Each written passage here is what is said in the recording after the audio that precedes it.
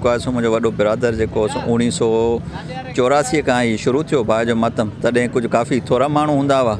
वो सिलसिलो ही भाउ जे मातम जो हलंदे हलंदे हींअर मौला जो शुक्र आहे तमामु घणा लखनि जी तादाद में जेको आहे बिरशा में अचनि था। मुंहिंजो भाउ हूंदो मरहूम ज़मीर हुसैन शाह, असांजी अंजुमन शियाने हैदर करार खंद कमेटी जो बुनियादु रखियो। उहो सिलसिलो 1984 खां जेको हलंदो अचे अॼु ताईं हलंदो अचे।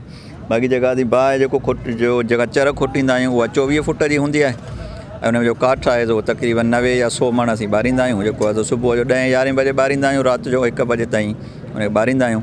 1 बजे खां पोइ मातम शुरू थींदो आहे। बाक़ी जेको पिंजरो आहे जेको इंतिज़ामु आहे उहे परे परे खां मोमिन ज़ाइरीन अचनि था ऐं एतमाम असीं उन्हनि लाइ कयूं था। उन्हनि खे जेको आहे सो पिंजरे जी हिफ़ाज़त लाइ भाउ जे मातम था जीअं सुकून सां भाउ जो मातम ॾिसी सघनि पंहिंजो ऐं कंहिंखे नुक़सानु कुझु न थिए, इन जे करे असीं पिंजरो ॿधंदा आहियूं मोमिन जे लाइ।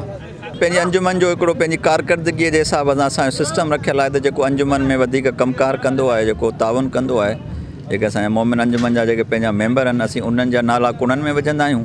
पोइ जंहिंजा जेको नसीबु हूंदो आहे पोइ 7 दूल्हा जेके आहिनि से निकिरंदा आहिनि, उन्हनि जा कुड़ा निकिरंदा आहिनि। पहिरीं सैयद हूंदो आहे, उन खां पोइ बक़ाया जेके मेंबर आहिनि उहे 6 दूल्हा उहे हूंदा आहिनि जेको बाहि सां गुज़रंदा आहिनि। पहिरीं उहे गुज़रंदा आहिनि, पोइ जेके तमामु मोमिन जेके ॿाहिरां ईंदा आहिनि पोइ वरी उन बाहि ते उहे मातम कंदा आहिनि।